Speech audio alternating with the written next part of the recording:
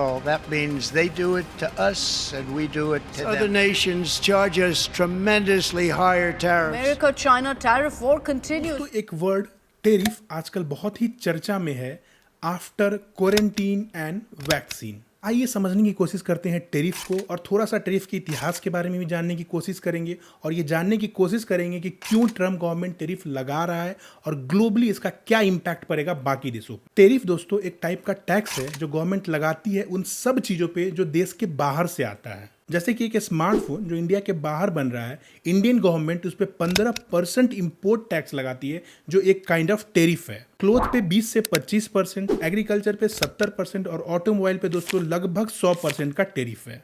Tariff का जो इतिहास है दोस्तों वो लगभग 4000 साल पुराना है। ये ancient Mesopotamia, ancient Egypt and ancient Rome से चला आ रहा है। फर्स्ट डॉक्यूमेंटेड टेरिफ लॉ है वो टेरिफ ऑफ अबडेरा है, बट इसके बारे में बहुत ज़्यादा डॉक्यूमेंट्स अवेलेबल नहीं है और कई लोग इसे सही भी नहीं मानते हैं। अगर मॉडर्न हिस्ट्री की बात करें तो इंग्लैंड ने कस्टम ड्यूटीज लगाना स्टार्ट किया था सन 1275 के अराउंड अंडर एडवर्ड वन।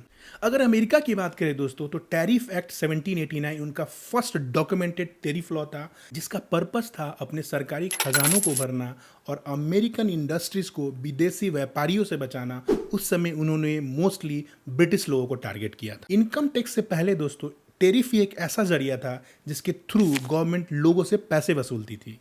आइए जानने की कोशिश करते हैं कि ट्रम्प और उनकी गवर्नमेंट बाकी देशों पर ये टेरिफ क्यों लगा रही है। ट्रम्प गवर्नमेंट का ये मानना है कि अमेरिका एक ट्रेड डिफिसिट कंट्री है। मतलब ये हुआ कि जितना व्यापार बाकी देश अमेरिका के साथ कर रहे हैं, अमेरिका उन देशों के साथ उतने का व्यापार नहीं कर रहा। और दूसरा, ट्रम्प का ये कहना है कि बाकी सारे देश उसे लूट रहे हैं। Very unfair. We have been ripped off for decades by nearly every country on earth. America जो एक बहुत ही बड़ा सुपर पावर है और बाकी सारे देश उसे लूट रहे हैं, ट्रम्प का ये कहना है। एक फन फैक्ट जान लेते हैं दोस्तों, ट्रम्प गवर्नमेंट ने अंटार्कटिका के एक मैकडोनल्ड आइलैंड पे भी टैरिफ लगाया है जहां पे कोई इंसान नहीं रहता, केवल पेंगुइन्स रहते हैं। अगर इसके इम्पैक्ट को देखें तो एक ट्रेड वॉर सा छिड़ चुका है और ग्लोबल रिसेशन का खतरा मंडरा रहा है। ट्रेड वॉर को समझते हैं कुछ इस तरीके से। इनिशियली अमेरिका ने चाइना के ऊपर 35% का टेरिफ लगाया, उसके काउंटर में चाइना ने अमेरिका पे 34% का टेरिफ लगाया। उसके बाद फिर से अमेरिका ने चाइना के ऊपर 50% का टेरिफ लगाया, देन चाइना ने अगेन 50% का टेरिफ अमेरिका के ऊपर लगाया। ये सब देख के अमेरिका ने बोला कि ये काफ़ी बेवकूफ़ी है चाइना के साइड से और इसे इमीडिएटली चाइना को वापस लेना चाहिए।